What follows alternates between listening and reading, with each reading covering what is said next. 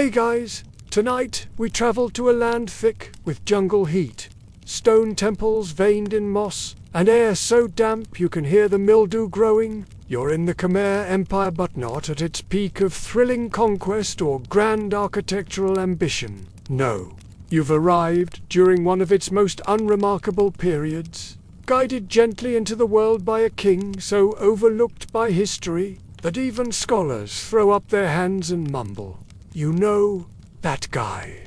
You are that guy. Born just after the 8th week of unbroken rain, you come into the world not with a comet overhead or a prophet's cry, but to the squelch of sandals in mud and a midwife muttering something about the leaky roof. The royal astrologers do their best.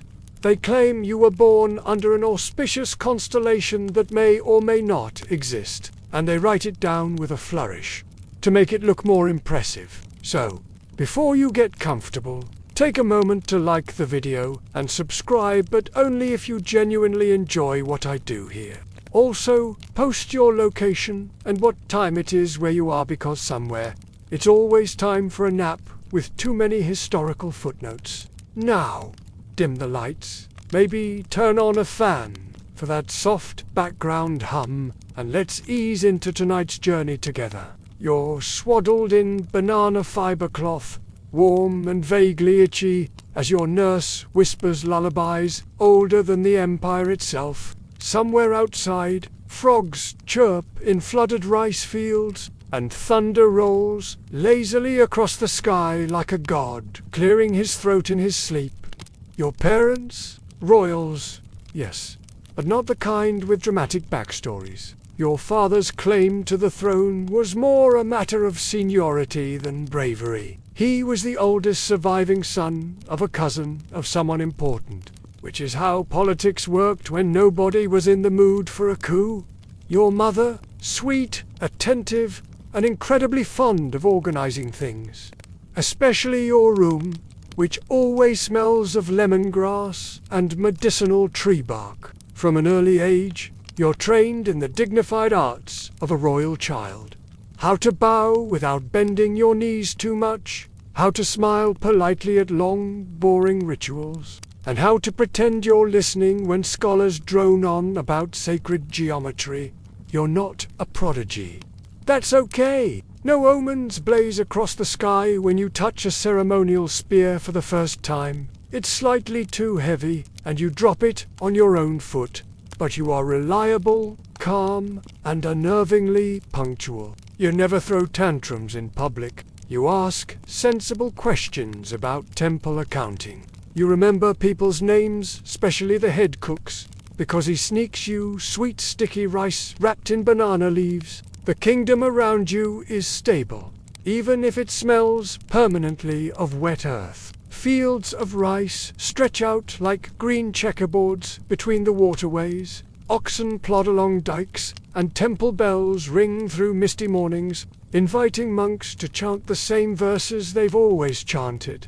Nothing burns down. Nobody invades. Your early life, in short, is a slow simmer in a giant clay pot of peace and humidity. Historians still argue whether this period should even be called part of the classical Khmer era, or whether it's more like the empire's long tea break. But you don't care about labels. You care about figuring out where the best breeze hits during the midday heat. You care about watching your tutor accidentally fall asleep during Sanskrit lessons. And you care about the palace cat, who seems to follow you more than the other children. By age 12, your days are structured and deeply Wake up to the sound of birds that somehow scream instead of sing. Sip warm rice water from a carved coconut shell. Sit in on yet another review of irrigation ditch performance metrics. You'd be amazed how often someone mentions ditch volume efficiency, like it as a matter of national emergency. Once, you try to make things exciting by skipping an etiquette lesson. Your punishment, an extra etiquette lesson, delivered in the slowest possible voice imaginable. You never try that again. You do, however, develop a fondness for detailed drawings of grain storage systems. You collect them, you annotate them. You may be the only teenager in the Empire who finds granary floor angles thrilling. But even the slowest lives have occasional sparks. You remember the first time you saw Angkor Wat on a pilgrimage. Its spires rose out of the jungle, mist-like fingers trying to poke the sky. You asked your father why the temple was shaped like a mountain. He gave a long, complex answer involving cosmology, Mount Meru, and spiritual metaphors. You nodded, but secretly you thought it just looked like someone stacked their lunch trays into a pyramid. Still, it leaves an impression. You begin sketching your own temple designs in the margins of your school tablets. Some look like pancakes, some look like snails. One looks exactly like your cat. Eventually, someone notices. An elderly court architect sees your doodles and chuckles for a solid 10 minutes before declaring, "At least, he's not drawing war elephants with swords for tusks like his cousin did." That cousin, he ends up exiled for trying to marry a priestess and declaring himself an incarnation of Vishnu on the same day. You stay firmly on the ground, feet dry, avoiding scandal entirely. There's one moment during a local water festival where people chant your name as you hand out jasmine garlands. You feel a faint flush of pride. A goat eats the garland off your wrist and sneezes on your robe. That's about as close to grandeur as your youth ever gets. But you're content. The palace cooks perfect the crispy rice cakes. The air smells faintly of incense and overripe mango. The world hums along like a gently cracked gong. You don't need epic quests or foreign battles. You just need steady rice yields and clean water jars, and perhaps someday a quiet crown to wear. You are 14 years old when your father coughs through an entire council meeting and quietly announces that he is retiring from kingship. Not because of illness, not because of scandal, but because, in his words, "My knees hurt and the throne is hard." There is no fanfare, there are no rebellions, just a very well-oiled procession of officials nodding politely, murmuring approval, and suggesting that you be crowned sometime next week, weather permitting. And so, you become king. Your coronation is held in the central temple courtyard, under a sky that threatens rain, but never quite delivers. There are garlands, drums, and a few politely enthusiastic cheers. Someone releases a bird, which immediately lands on your shoulder and relieves itself down the back of your robe. Your uncle calls it a good omen. You're anointed with scented oils that make your skin sticky for 3 days. Draped in ceremonial fabric that's 2 sizes too large, and presented with a crown so heavy it makes your neck ache. There are chants, of course, slow ones that echo beautifully but repeat so often you briefly consider counting syllables in your head. You try not to fidget. You succeed, mostly. The most dramatic moment of the entire ceremony, one of the sacred dancer's hiccups during the ritual bow.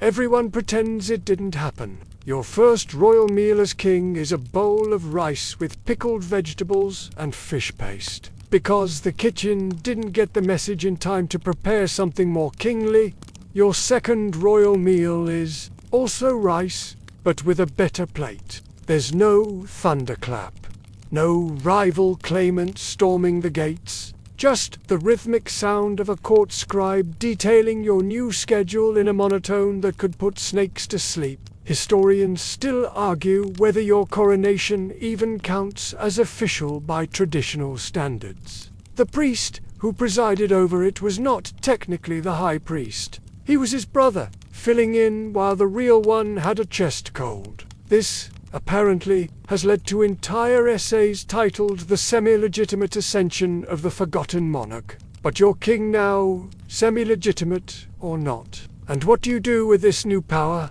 Well, first, you inspect your royal quarters. The main palace hall is beautiful, if you like damp floors and the smell of old wood. There's a draft you can't locate, birds nesting in the rafters, and a family of lizards that watch you eat. You name the largest lizard General Lick. He becomes your favorite companion in meetings. You reorganize your bedroom, first replacing heavy incense burners with lighter ones, changing the pillow covers to something less itchy, and moving your writing desk 3 inches to the left to better catch the morning light. This is, honestly, the most exciting part of your first week as king. Your counselors ask what you plan to do about the eastern canals. You'll say you'll think about it.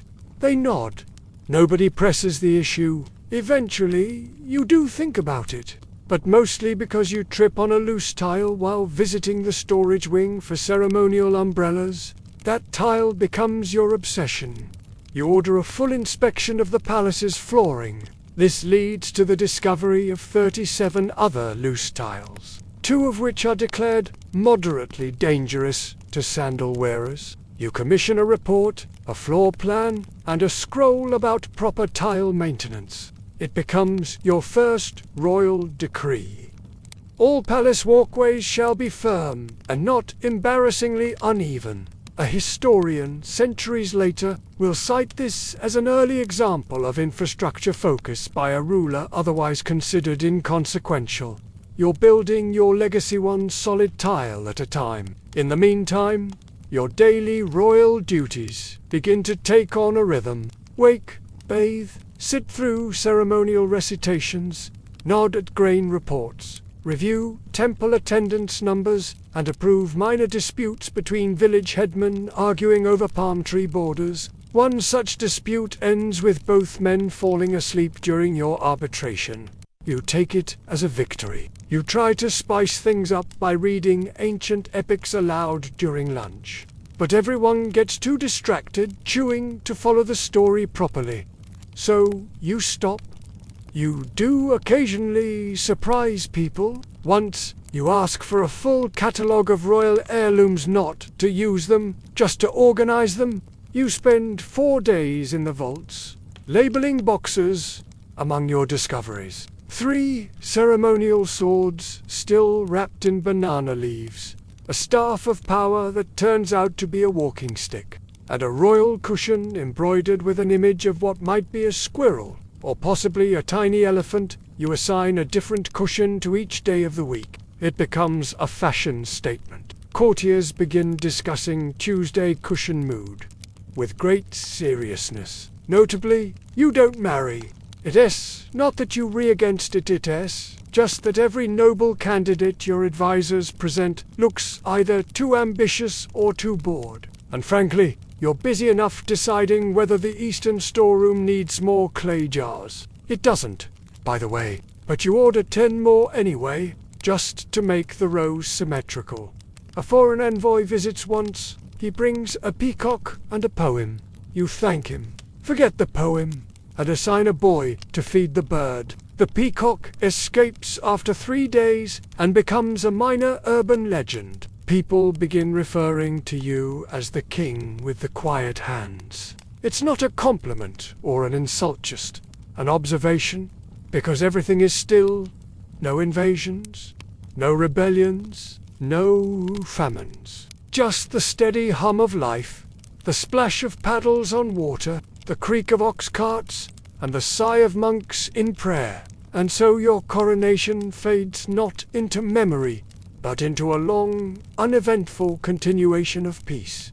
A peace that you will not disrupt. A peace that you, in your own extremely well-organized way, have no intention of ever letting go. There's a moment early in your reign somewhere between adjusting the shade angle of your throne canopy and inspecting a shipment of ceremonial red matswain. It hits you. The palace is damp.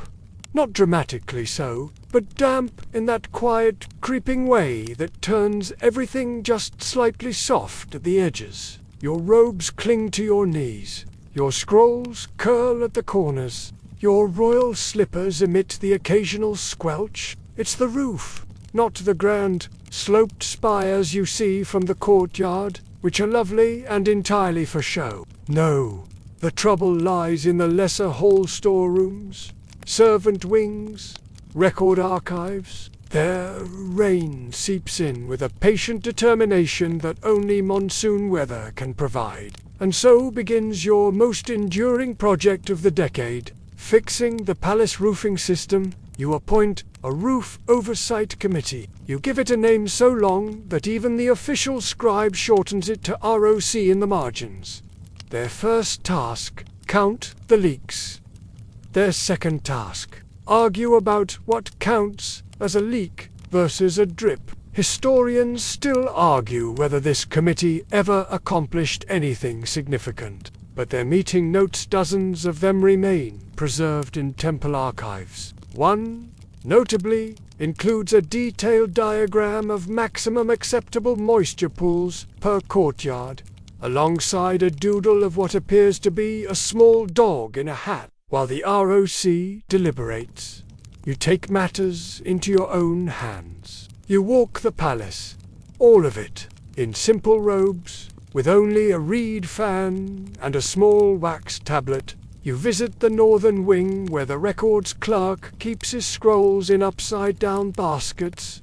You ask him why. He says, "The baskets breathe, Your Majesty." You nod deeply, pretending to understand. In the southern storerooms, you discover jars of fermented fish, stacked so high they've bowed the wooden ceiling beams. You ask whether they can be moved. The head steward stares into the distance and says, "Not without divine consequence." You decide to leave those jars exactly where they are. Eventually, you establish a new regulation. No jars may be stacked taller than a royal elephant's knee. It's the kind of rule people don't argue with, mostly because nobody wants to measure an elephant's knee. Meanwhile, the roofing materials, palm fronds, baked tiles, interlocking shingles each present problems. The palm fronds rot, the baked tiles crack. The shingles are expensive and mostly reserved for temples.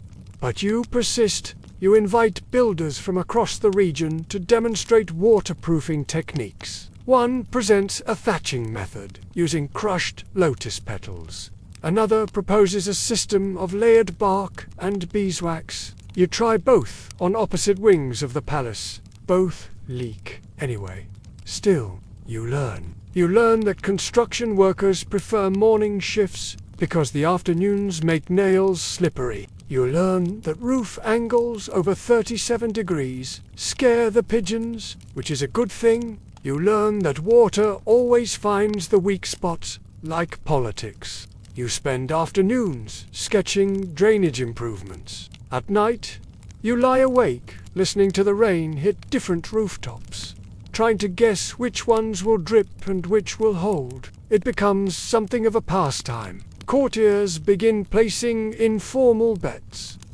Will the Western Gallery leak by dawn? Will the clerics' quarters finally cave in? You do not gamble yourself, of course, but you're aware of the bracket system they've established behind the water jars. In an effort to modernize, you order the invention of a rain report scroll. Each day, a page boy runs through the palace, recording where leaks are found, how big they are, and what color the puddle is. He becomes a local celebrity. One entry reads, "Second floor hallway moderate leak. Smells like bananas. Possible monkey activity." Another simply says, "Throne room. Blessedly dry." You smile at that one dot. It's the small victories. Notably, you never panic. When a beam collapses in the hallway near the guest wing, you calmly reroute traffic. When a snake is discovered swimming in a puddle inside the archive room, you name it Archivist the Younger and have it relocated. When the sacred lintel in the East Temple begins to mold, you order it cleaned with sandalwood oil and dedicate a hymn to its longevity. The mold returns 3 weeks later. Still, progress is slow and oddly satisfying. By year 3 of your reign, the palace leaks only during major storms. By year 5, there are designated dry zones where courtiers gather during heavy rain. By year 7, There is a whisper of admiration in the way people mention His Majesty's puddles. It's not glorious, it's not war, but it's control, and in your quiet heart, that's enough. Meanwhile, you discover a peculiar talent for reorganizing things. You begin with storerooms, particularly the ones housing tribute gifts. You sort jade bracelets by region, you categorize textiles by thread count, you create a color-coded system for pottery glazes that nobody else understands, but which delights you endlessly. You'll once spend 3 afternoons trying to decide if indigo-dyed cloth belongs with the blues or the purples. Eventually, you create a new category. Midnight rain sky. It becomes the preferred descriptor at court. There is one moment of mild excitement when a royal cat knocks over an entire urn of ceremonial beetle shells. The shells scatter down the hallway with the sound of tiny bones. You laugh genuinely. It's the hardest you've laughed in weeks. Later that night, you slip out alone to sit in the garden. Rain falls gently on lotus leaves. The stone walkway is finally dry. You close your eyes and imagine a palace without buckets. Not a triumphant vision, not a heroic dream, but a dry one. And for a king, nobody remembers. That's plenty. Some kings issue bold decrees about borders, taxes, and divine right. You issue one about water pots. It starts, as most of your initiatives do, with a seemingly minor observation. There are too many shapes of pots in the royal storerooms.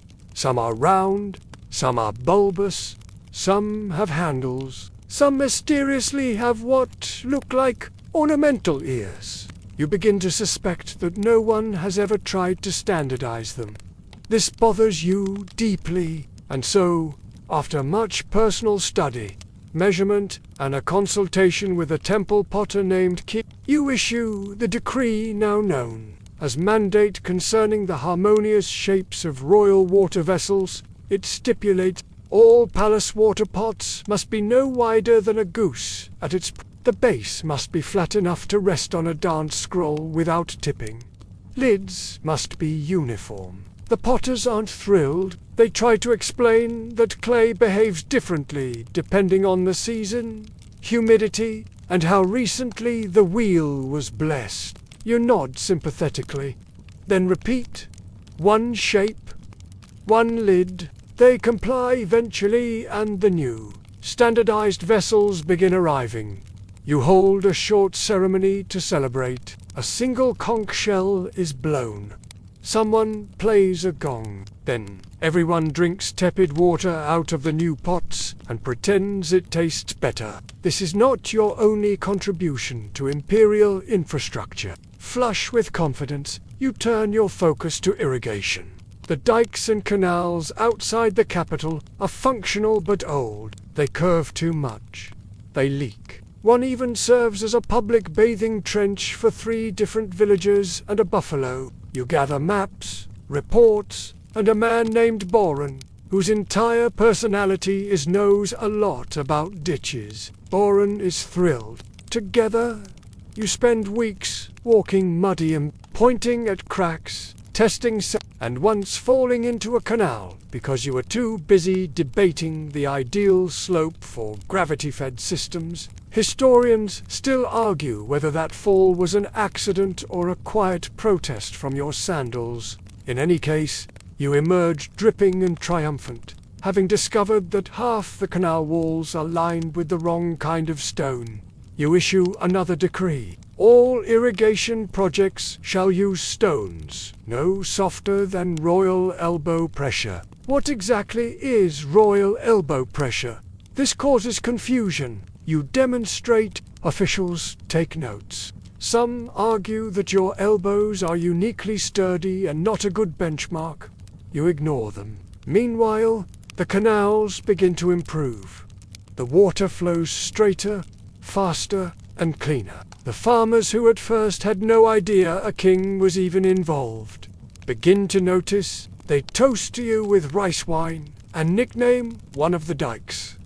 His majestic channel, it becomes something of a tourist attraction. A woman claims her cow gave birth right on its banks during a full moon and now only walks in circles. You don't know what to make of that, but you smile politely. Elsewhere, your obsession with order takes on new forms. You regulate how far apart temple bells must be hung, no closer than a monk's outstretched arms. You outlaw mismatched curtain ties in the council hall. You even mandate that ceremonial fans be stored upright, not flat, to preserve the dignity of their plumage. Your courtiers, to their credit, adjust quickly. One begins writing haikus about your regulations. Another embroiders your best quotes into her sleeves.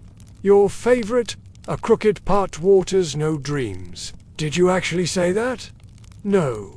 But you let her believe you did. Still, not everyone is charmed. Some of the elder nobles grumble in their carved tick lounges, complaining that you've done nothing bold since ascending the throne.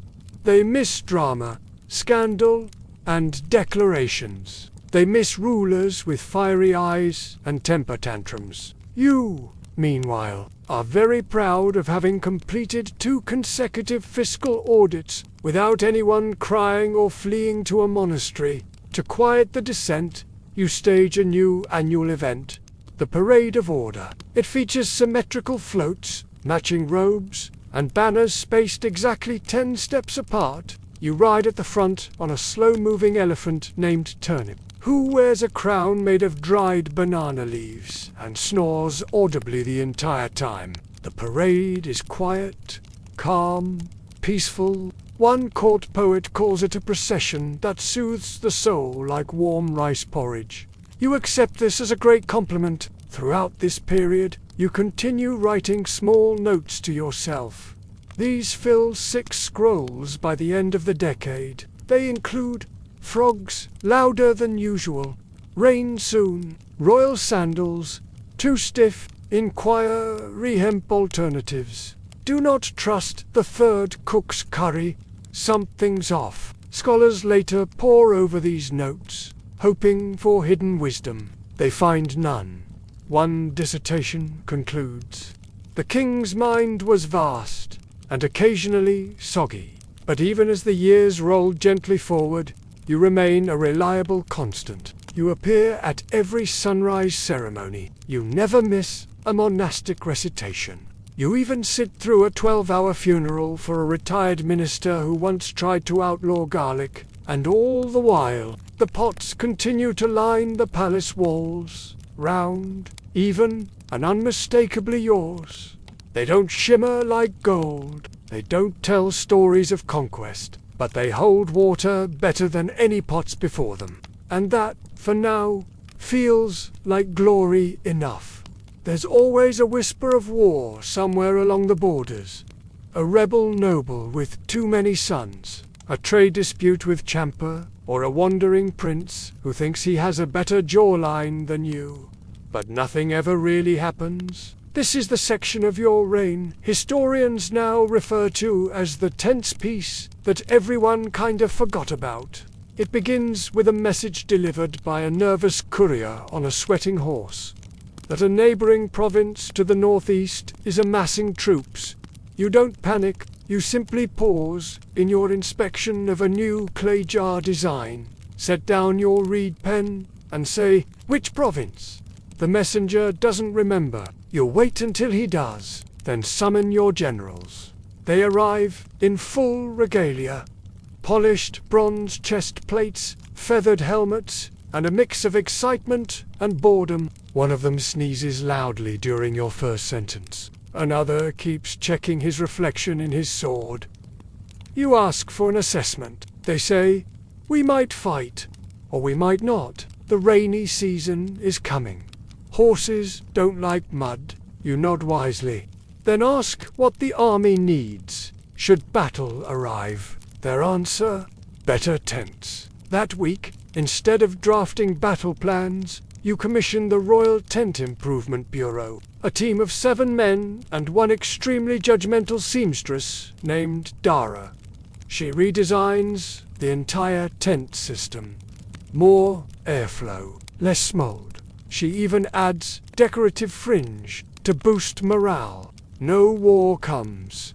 A month passes.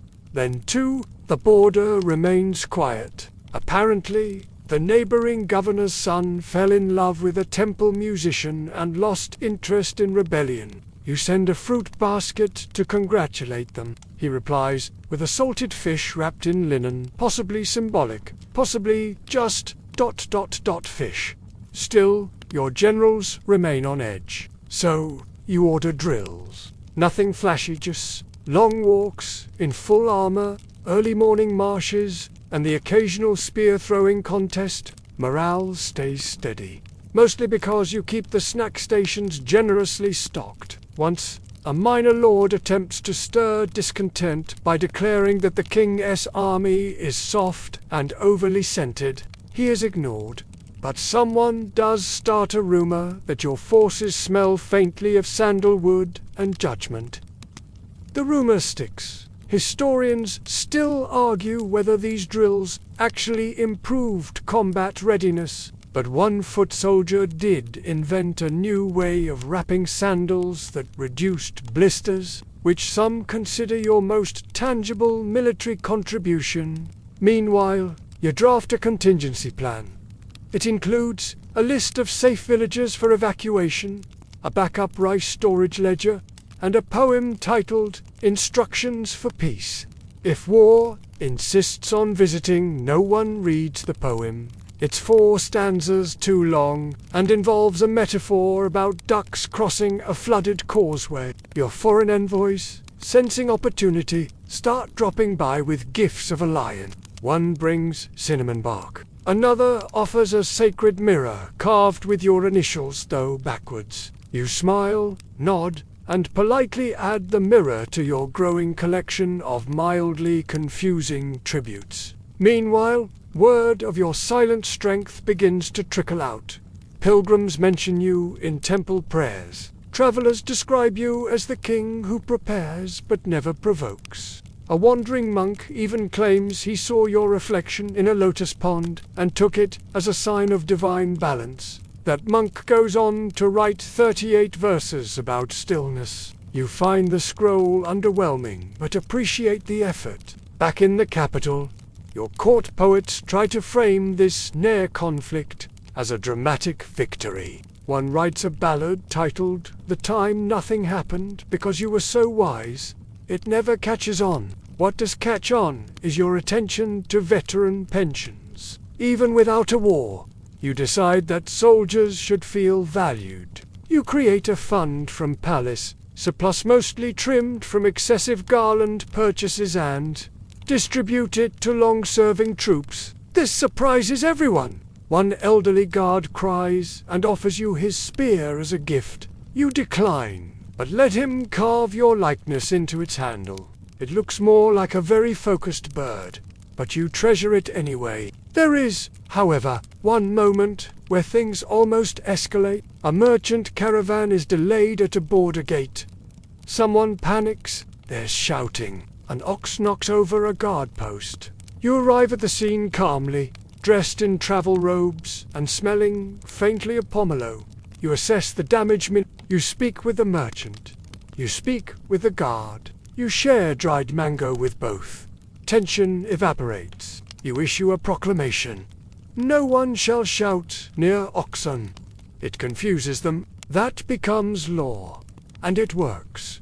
The rest of your reign sees no war, no uprisings, no secret cabals. Just a very persistent atmosphere of near-conflict, like a storm that circles but never pours. And in that gentle hush of not quite danger, you thrive. You keep the peace. You smooth the roads.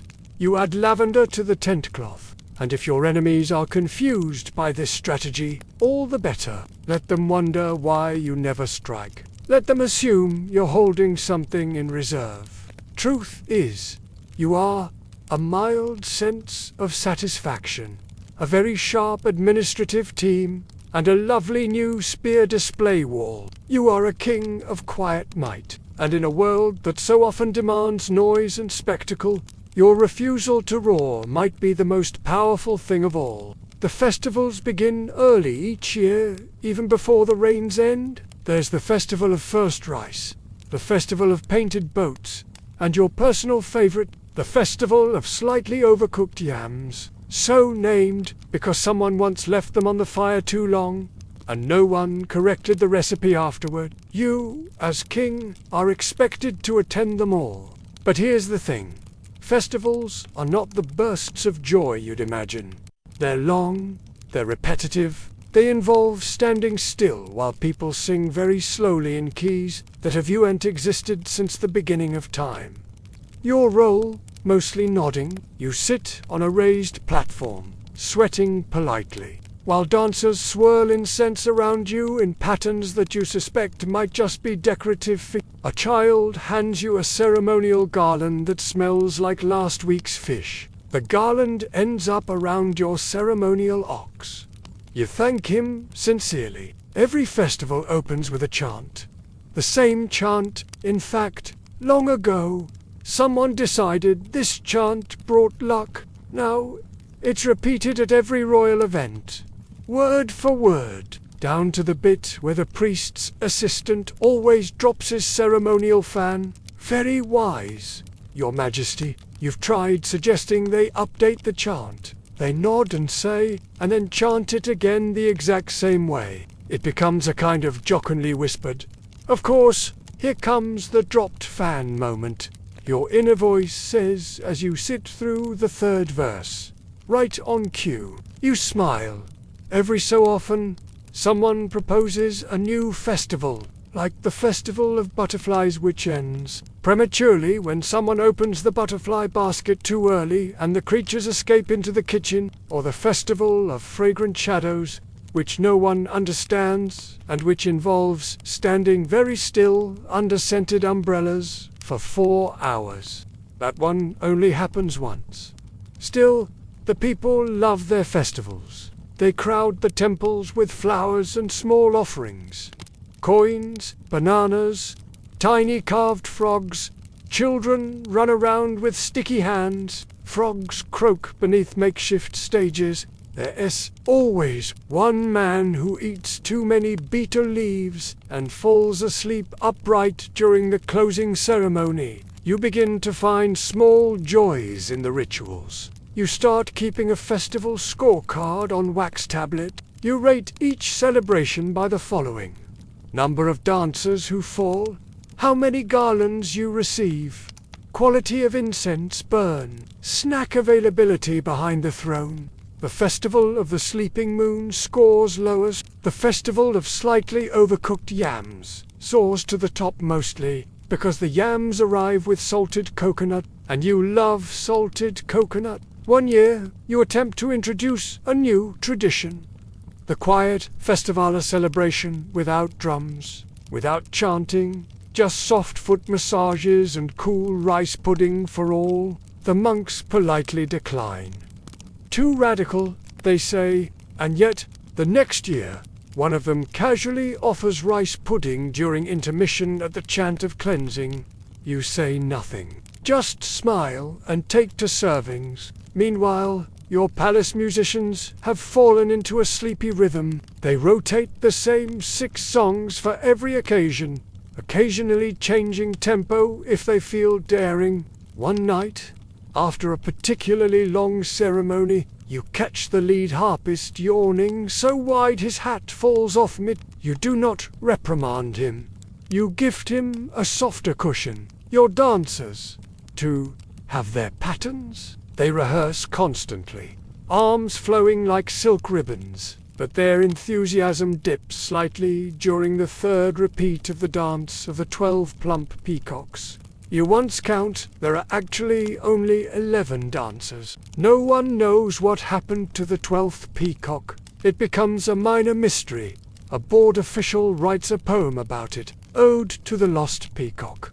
It's 6 verses too long, and yet, despite the monotony, the people remember your presence. His Majesty never missed a festival. They'll say one day, even if what they don't say is, he mostly looked like he wanted to nap. Once, a child sneaks into the royal viewing area and hands you a lopsided clay elephant. You're so touched, you keep it on your desk for years. Its trunk falls off during a rainstorm. You glue it back with rice paste. That elephant becomes the unofficial mascot of your reign. It appears carved into one of the festival floats the following year. No one knows who added it.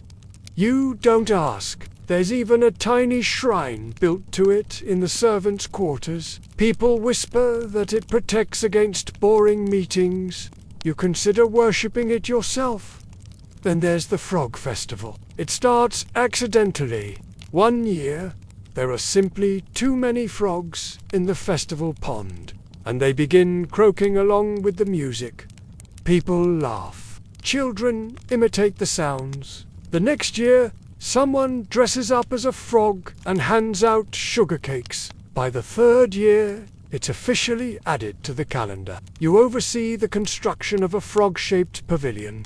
It leaks slightly. You pretend not to notice. Scholars centuries later will dismiss it as folklore, but a few curious researchers will dig into court records and find a single royal notation. The chants may loop like broken prayers, but they anchor your people. The frogs seemed pleased. The festivals, like everything else in your reign, never change much. And that's the beauty of them. Like steady breathing in a warm, quiet room, the drums may be too loud. They are time softened. They are memory. Repeated until it becomes comfort. And in the glow of lanterns, reflected on flooded courtyards, as jasmine wilts and laughter fades into slow silence, you realize boredom can be holy too.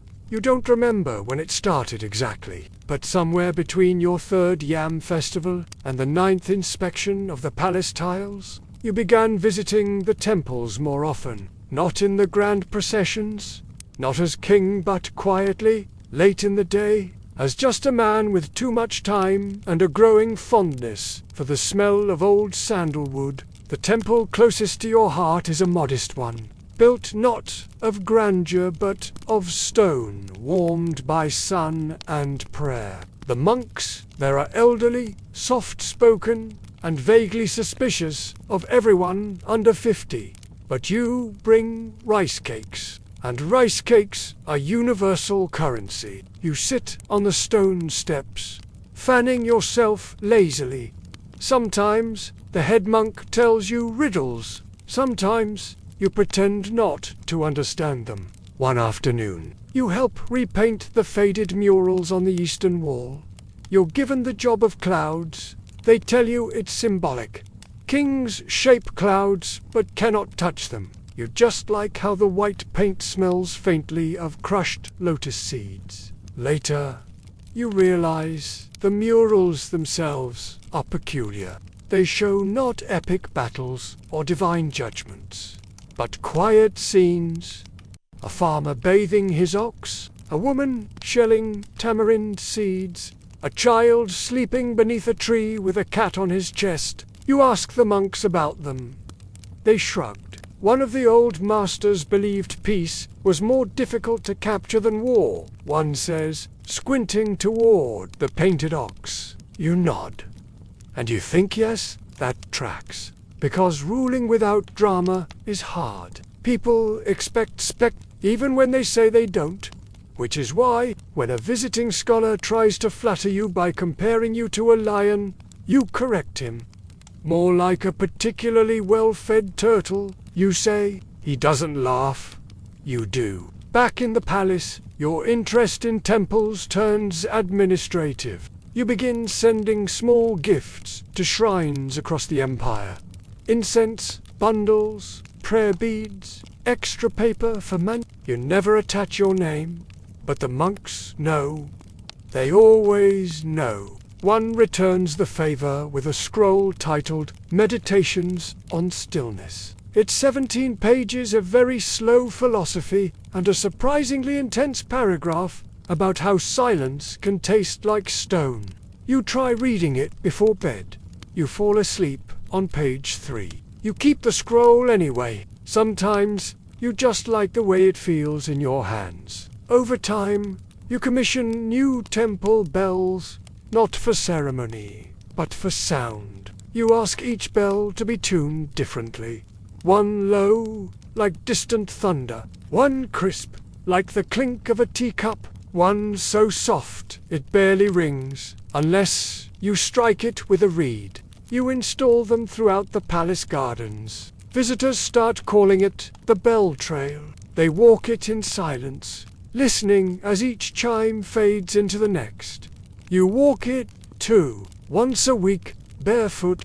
It's the only part of your week that never gets rescheduled. Still, your connection to the spiritual isn't just bells and silence. One year, a soothsayer visits your court. She claims she can see the future in boiled mung beans. You watch her closely. She stares into the pot, mutters something about fish, and declares that your reign will be long, soft, and largely unnoticed. You reward her with a sack of beans and a new spoon. Another time, a monk claims your aura resembles a banyan tree watching over laundry. You take it as a compliment. You begin to like the idea of being a spiritual custodian, the kind who says little but makes sure the monks have fresh mats and decent sandals. You even restore an abandoned hermitage just outside the city. You don't visit it often. You just like knowing it's there. A place where the wind sounds like breath, and nobody expects anything from you. And then there's your personal shrine-ot, the official one with golden lotus carvings, but the quiet shelf in your sleeping chamber. On it, you place a dried blossom from the old temple mural, a chip of tile from your first roof repair, a pebble shaped like a smile, found during canal inspection, and the tiny, lopsided clay elephant from that child years ago. It's not traditional, it's not sacred, but it's yours. You light a stick of incense each evening, not because you must, just because it marks the end of the day. Historians still debate the meaning of your piety. Some say it was politically a calculated way to win favor with the clergy. Others say it was boredom, but a few believe you were the first king in generations to understand the temple not as a place of conquest or legacy, but as a mirror. And in the mirrored quiet, you saw yourself, not as a ruler, not even as a man of destiny, just a custodian of moments, a keeper of time, and a very, very good cloud painter. By the middle of your reign, your name appears less in reports and more in rumors, but not the exciting kind. Not the he fathered 12 heirs and rode into battle on a flaming chariot kind. No. Yours are gentler, smaller rumors. Whispers like, he can tell if a fruit is ripe just by listening to it. He never blinks when he's thinking about irrigation. He once named a star after a frog and refused to explain why. You don't mind?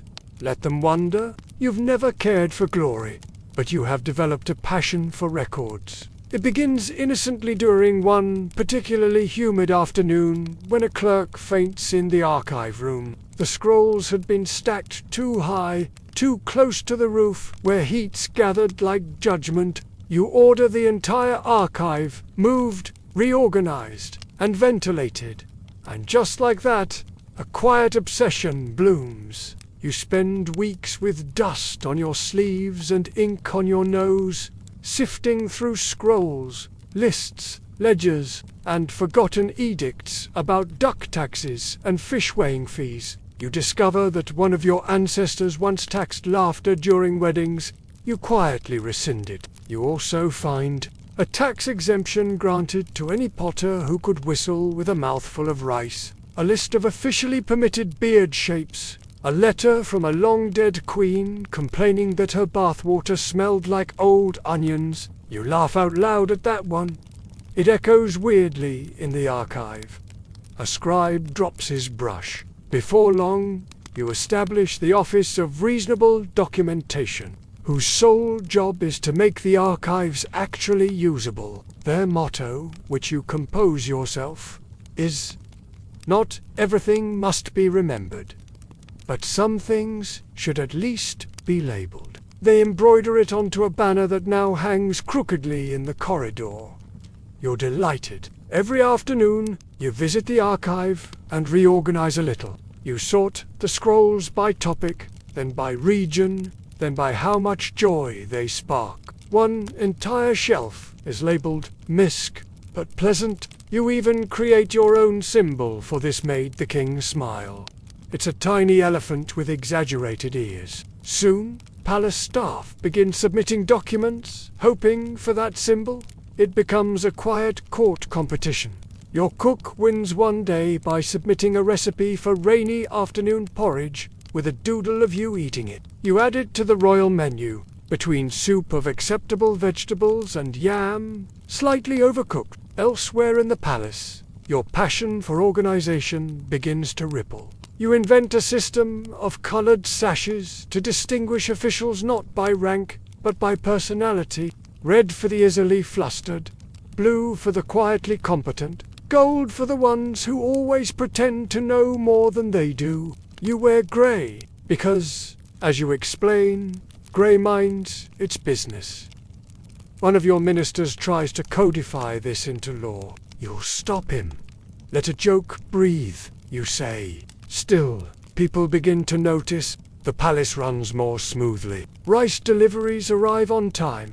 No one trips on uneven stairs anymore. You even develop a fondness for calendar design. You overhaul the royal calendar, completely giving each month a name, a theme, and a recommended beverage. For instance, month of lingering winds, ginger tea, month of fat frogs, cool barley water, month of good mud, anything fermented but carefully. Historians still argue whether this calendar reform had any practical benefit, but the beverage pairings endure for generations.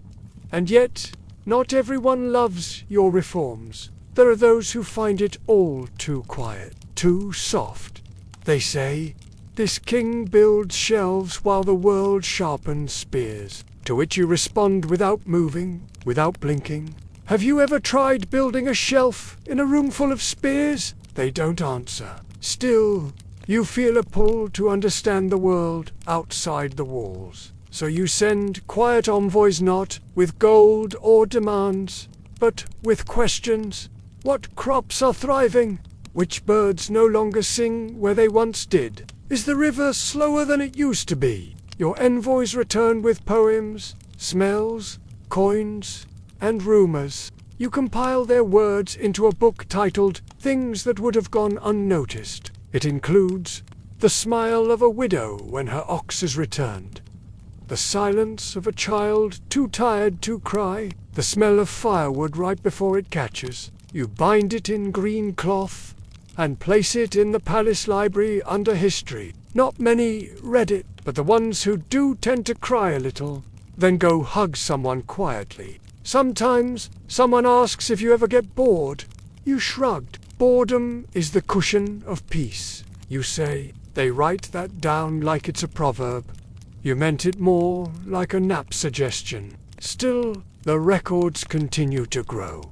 Scrolls multiply. Footnotes bloom like algae. One morning, you find yourself labeling a box, items of no use, but lovely. Inside, a dried flower from your first coronation ceremony, a spoon with a crooked handle, a pebble shaped like a heart, a broken seal that once closed a letter you never sent. You place the box beside your elephant-stamped scrolls, and for a moment, just one moment, you wonder if maybe this is your legacy. Not a monument, not a war, but a well-labeled shelf, and peace that hums like a lullaby through every corridor.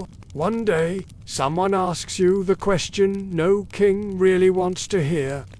What will be said of you when you're gone? You're chewing a piece of dried mango at the time, and you take your time answering, mostly because it's sticky. Then, thoughtfully, you say, hopefully, that my sandals were well fitted, and my rice rarely burnt. The official blinks. He writes that down. It spreads. Of course, everything does. Eventually, by week's end, palace artists are etching those words into the new guest wing tiles. You stop them mostly because you're not done deciding whether really burnt undersells your rice skills. Still, it plants something in your mind. Legacy? You never planned for one. Not in the way your predecessors did, with colossal stone faces and half-finished temples carved into They all wanted permanence. You just wanted dry rooms. But now, late in your reign, you begin to think.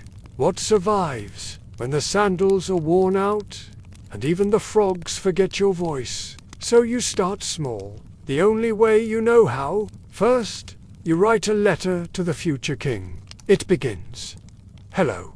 I hope you're not terribly bored. You go on to detail how many spoons are in the palace, which roof tiles leak, and which guard is most likely to sneak mango slices after midnight. You end it with, if nothing else, try not to let the library get dusty, and be kind to the monk with the limp. He knows everything.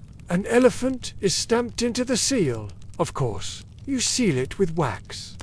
Then you create the cabinet of quiet things. It's a tall lacquered cabinet near your study. Each drawer contains one item that meant something to you but would mean nothing to anyone else, unless they really listened. Drawer 1. A red whistle, broken but still faintly sweet. Drawer 4.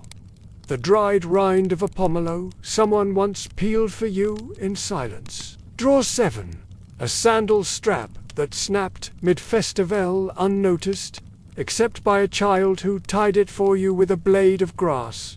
On purpose, there are 16 drawers. You never label them. You just trust that someone, someday, will open one and feel that gentle, confusing warmth of a life lived. Next, you begin quietly funding the School of Small Skills. Located near the river, its only curriculum is how to patch a roof without bitterness, how to sit through a chant without judging it, how to prepare tea without rushing, and how to tell if someone needs kindness without them asking you. Never attach your name, but the graduates begin wearing small grey sashes, and every now and then one visits the palace and offers to trim your nails with gentle precision. It is, perhaps, the most meaningful legacy you'll leave. Still, pressure mounts. Your advisors keep asking if you'll commission a statue, a monument, a relief carving of your greatest moment. You politely decline. Then, late one night, while eating cold sticky rice with salt and sesame, barefoot, you sketch something. Yourself, seated not on a throne, but on a mat, reading a scroll with a frog sitting beside you. You show it to the court sculptor. Are already working on your official chronicle. He laughs. Then he builds it. You hide it in the garden behind the jasmine vines. Let them find it when they're ready. Your scribes, meanwhile, it's very long, very respectful, very boring. You review a draft and add one paragraph of your own. His reign was quiet, his hands were steady, his enemies did not attack, and his allies rarely needed to. He made no kingdoms rise nor fall, but he made the rice cookers more accurate, and the temples less mouldy, and the sound of rain sweeter. That paragraph remains. Some scholars will one day argue it's apocryphal. Others will say it's the only honest thing ever written about any king. Meanwhile, you begin planning a final project, one last act, before you slip fully into memory. You begin planting trees. Every 3 days, a sapling, sometimes in temple courtyards, sometimes by irrigation ditches, sometimes in random corners of the city where shade is desperately needed. You leave no inscriptions, but in time, the locals start calling them the listening trees, because standing beneath them makes people talk a little softer, as if someone, perhaps you, is still nearby, nodding. Years from now, one will grow beside a dusty road. A tired traveler will nap beneath it, and dream of a king with no sword, no war, no crown heavier than a damp hat in the monsoon. A king whose greatest legacy might just be peace that nobody had to notice. One morning, your sandals wear out at the exact same time, both of them, left and right. Simultaneously, this, you decide, must be a sign. Not of doom, nothing so dramatic, just time. You quietly instruct your tailor to begin preparing transition robes. The ones kings wear when they stop being kings. Soft, light, with sleeves that say, "I no longer have to listen to harvest reports." You don't announce anything. Not yet. Instead, you begin the long, slow process of stepping back. At first, it's little things. You let someone else answer the morning scrolls. You stop personally inspecting the roof tiles. You even let a junior official decide how many yams are acceptable per banquet. Then you begin grooming your successor. You've had no child of your own on purpose, but there is a niece, steady, quiet, likes frogs. She once reorganized her entire herb garden because she read somewhere the plants gossip if planted too close together. You approve. You begin bringing her to council. Meetings not to speak, just to sit, listen, observe. You slip her riddles during slow moments. She slips them back, solved and annotated. One day, she asks, "Uncle, what does a king actually do?" You say, "Mostly keeps things from becoming too loud." She nods. You think she understands. The nobles, of course, are wary. They expected you to choose a war hero, or at least someone with a jaw like temple stone. Instead, they get a woman who wears moss-colored robes and talks to her chickens. You ignore them. You've ignored worse. The transition begins with small gestures. You move your desk from the audience hall to the garden. You begin wearing lighter crowns, then none. You stop sitting higher than everyone else. A monk notices and says, "You've shrunk," majestically. You thank him. Meanwhile, the court tries to maintain the illusion of royal normalcy. They still play the opening gong when you enter. You ask them to stop. They pretend to forget. You respond by arriving earlier and earlier until they can't keep up. Eventually, they give up. You win. Your final decree is a quiet one. The room of listening shall be opened. Just speak. It's a simple idea room. In the palace, open to anyone who wants to speak. Listening.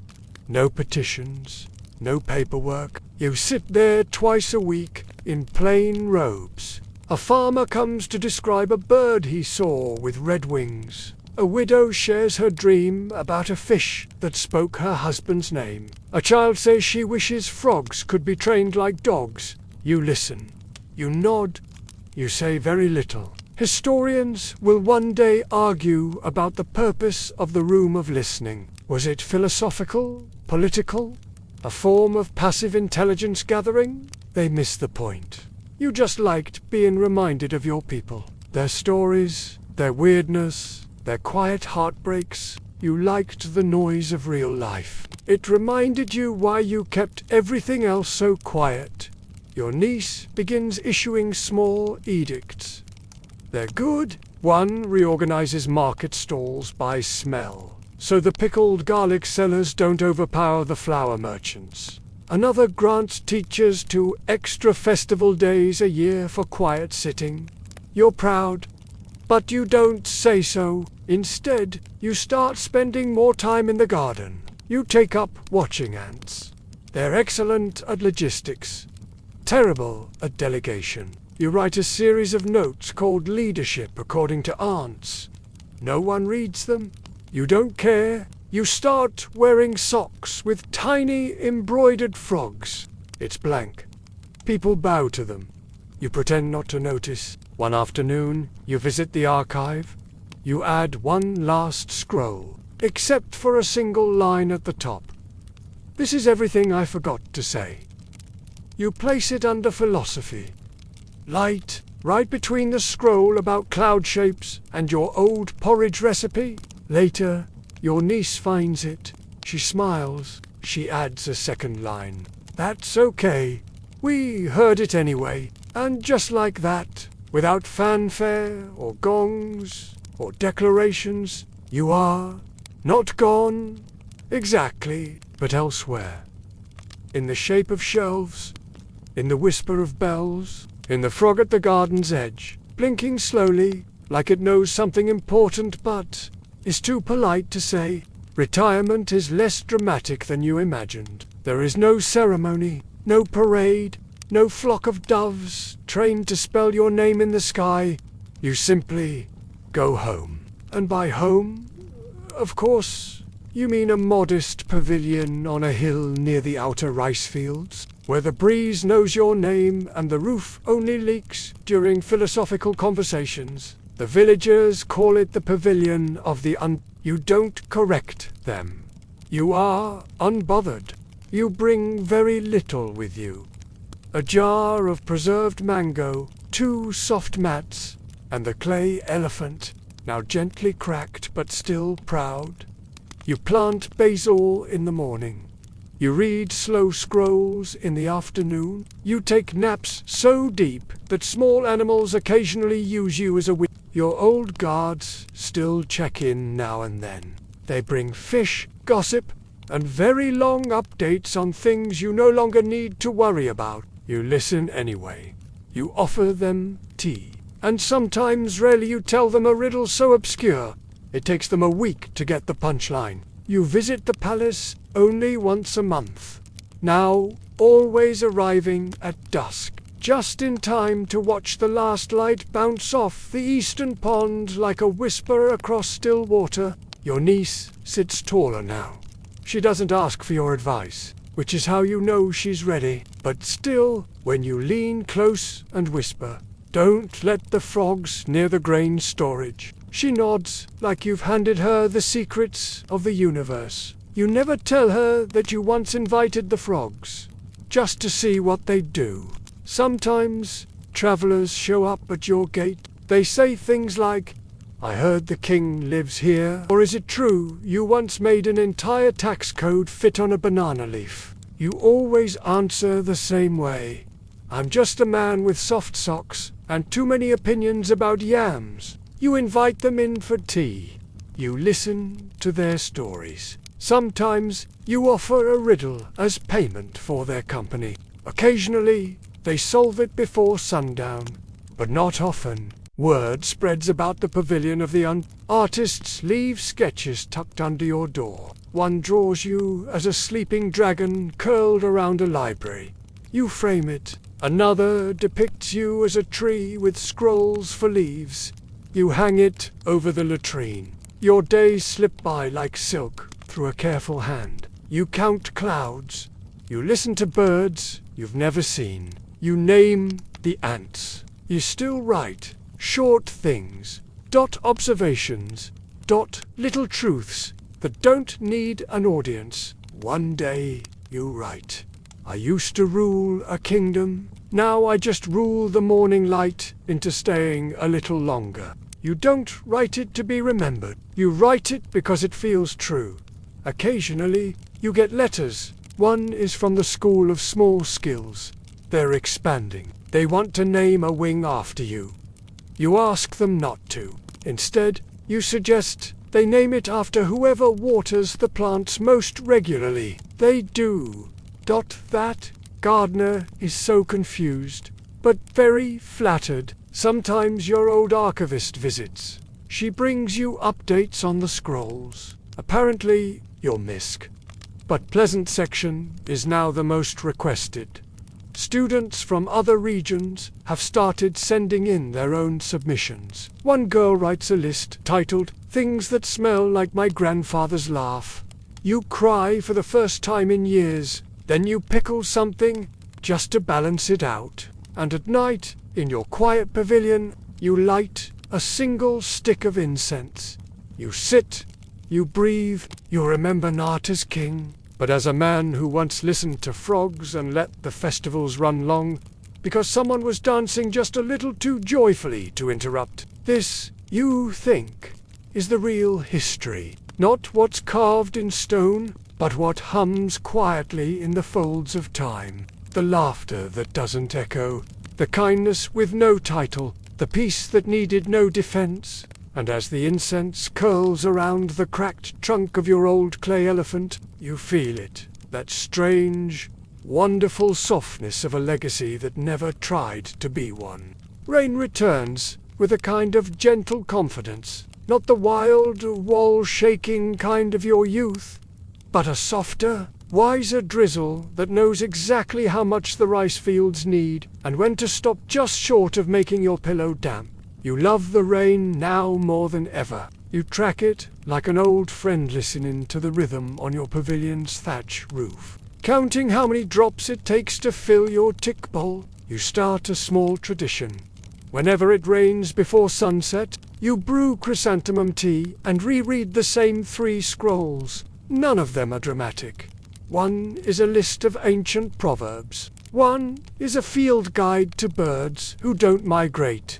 And one is the scroll about the frog who became emperor by accident and ruled only long enough to outlaw thunder. It's your favorite. People continue to stop by. Some bring gifts. Baskets of fruit, faded letters, an oddly shaped yam that looks like your profile in silhouette. You smile, accept everything, and then re-gift most of it to passing monks. You've become a kind of soft myth. Not the loud kind that rides elephants into battle, more like the kind that shows up in footnotes.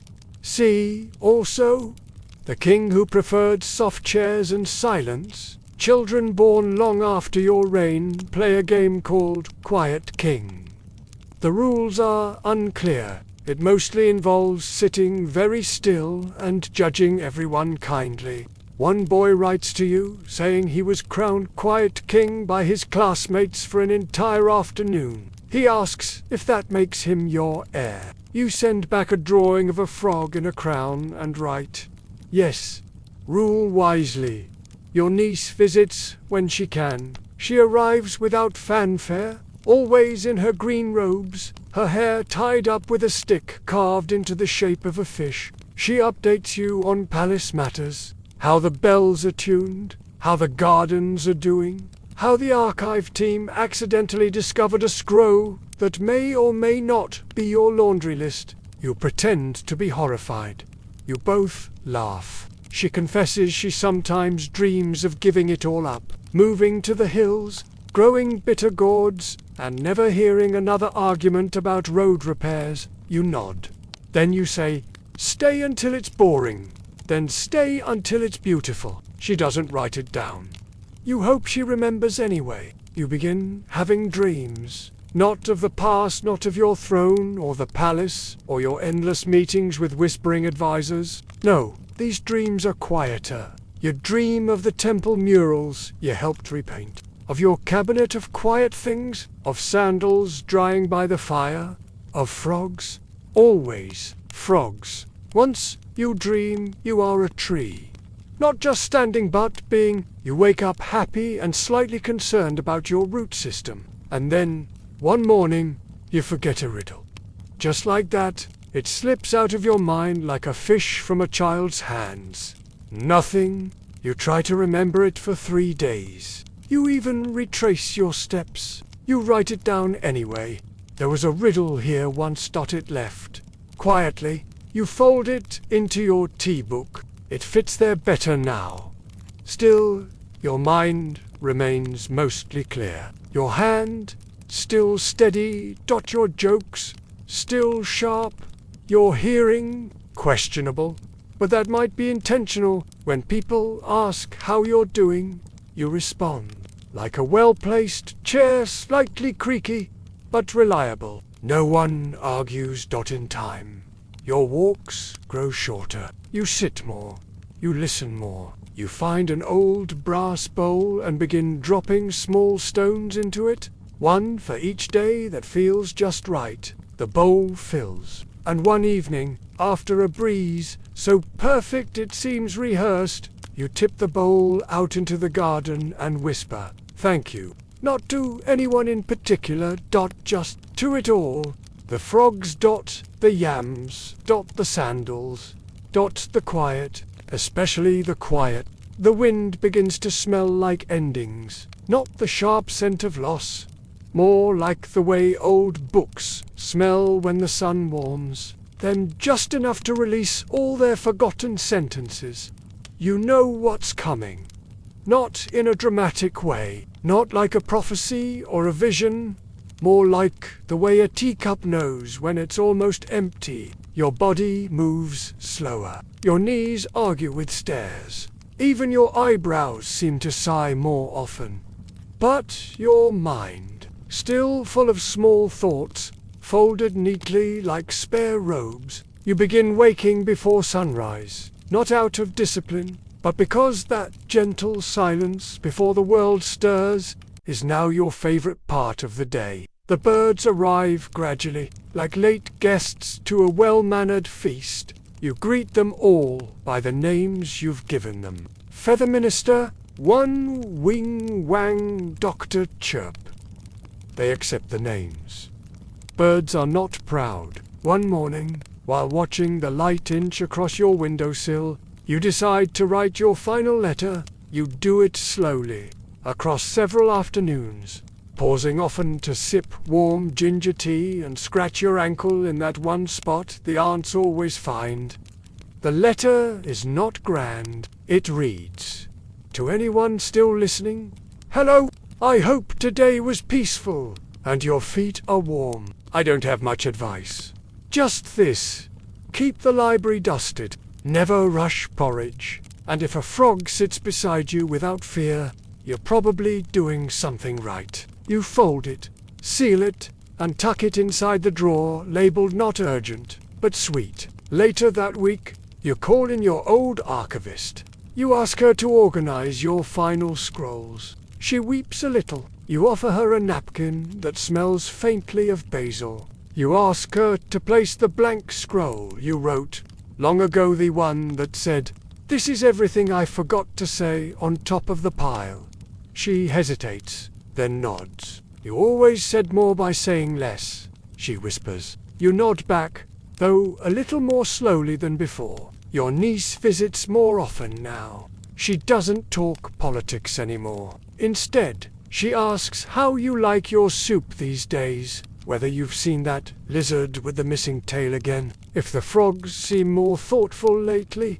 You say yes, to all of it. On her final visit, before the rains, she brings you a gift, a carved walking stick with a small frog perched at the top, smiling gently, as if it too has nothing left to prove. You love it. You don't say it. You just place your hand on hers for a long moment, and she understands. Your final days are uneventful, exactly how you liked your reign. You spend most of your time in the garden, tracing sunlight on your forearm, watching ants attempt daring architectural feats, and listening to a new generation of birds rehearse their morning performances. You stop writing, not because you run out of words, but because silence starts saying them for you. You don't call for the monks. You don't make a speech. You don't announce anything, and let the days grow long and kind around you. You just rest, and one quiet morning after a breakfast of soft rice, salted mango, and one final sip of tea, you do something you've done 1,000 times before. You lie down, and this time you don't get up. No thunder, no candles extinguished by mystery winds, no stone splitting itself in grief, just a breeze that passes through the garden, stirring a curtain, knocking over a feather, nudging one little frog to hop onto your sandals and blink twice, as if to say, "Understood." They don't find you for a while, which is exactly how you would have wanted it. No rush, no alarm, No weeping procession, just a morning where things felt a little quieter than usual. The frogs seemed unusually still.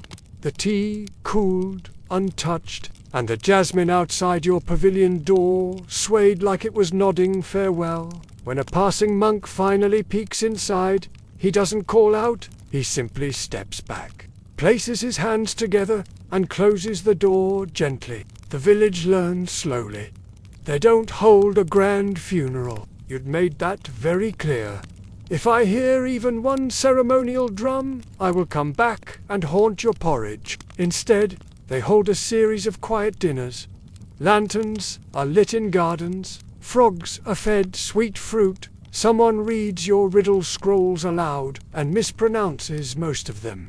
No one corrects him. Your niece arranges for your body to be wrapped in grey linen, the same color as your favorite sash, and buried under a tamarind tree you once planted, because the ground smelled like it wanted something to grow. There is no monument. Instead, she places a stone bowl nearby. Visitors begin dropping smooth pebbles into it, each one representing a day made better by your strange, slow presence. The bowl fills quickly, and soon a second is added, then a third.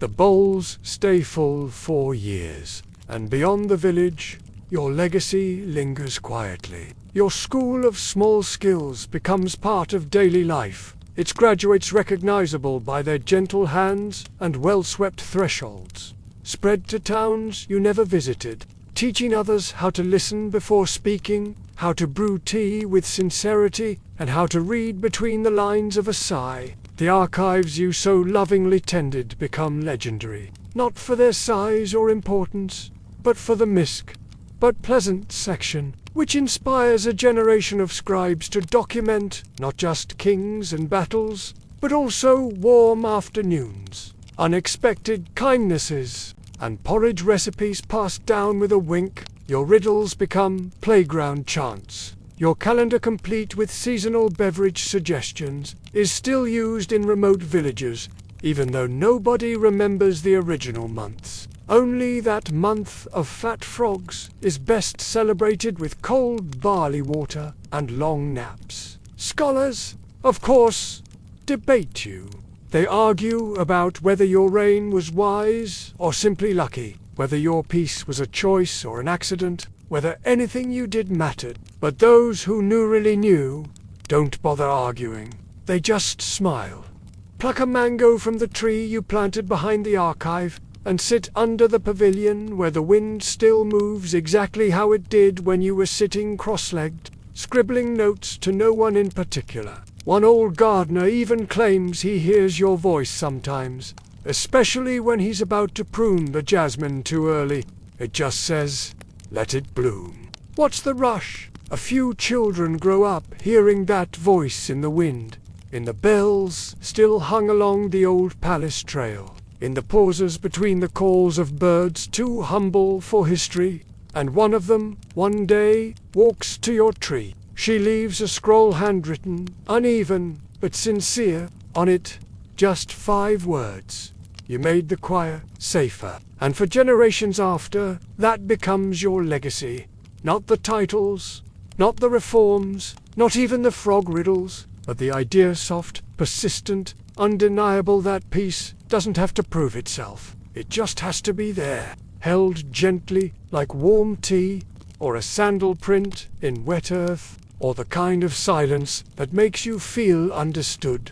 Years roll forward like slow wheels in soft earth. The empire changes. Borders breathe in and out.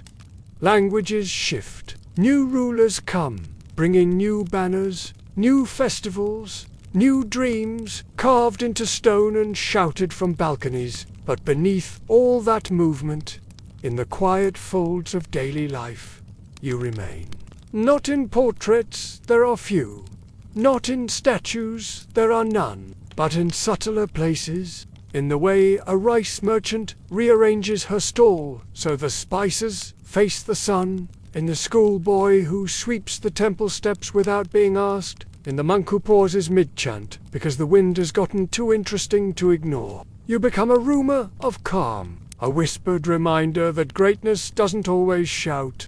Sometimes it hums like a pot warming on coals, like a frog blinking in the shade, like sandals on a clean floor. Occasionally, scholars find your scrolls. They stumble upon your porridge chart, or your notes on ant delegation, or your treaty on cloud identification.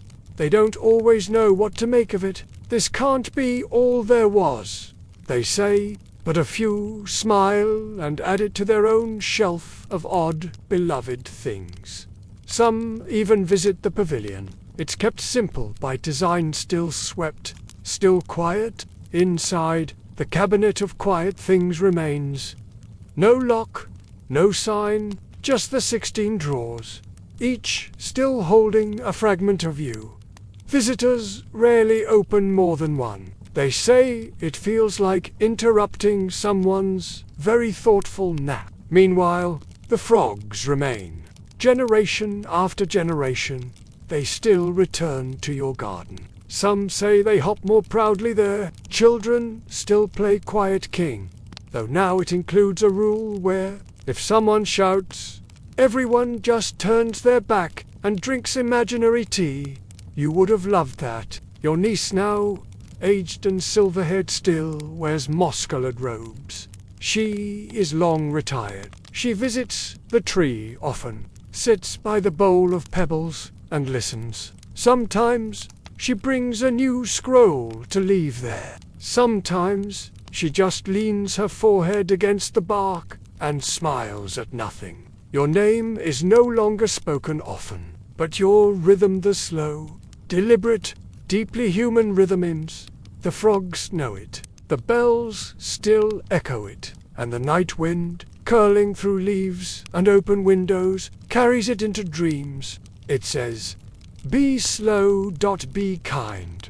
Label your shelves, eat your mangoes when they're warm, and most of all, don't worry if no one remembers you. Somewhere, someone is still listening to the rain and smiling because you once made that silence feel like home. Now, let it all drift. Let the palace fade from view, its warm, humming walls, its gentle, sandal-footed corridors, its bells that never rang unless someone meant it. Let the garden soften, each frog-shaped shadow sinking into the moss, the scent of tamarind and tea curling toward the stars. Let your breath follow the rhythm of the old king's quiet world.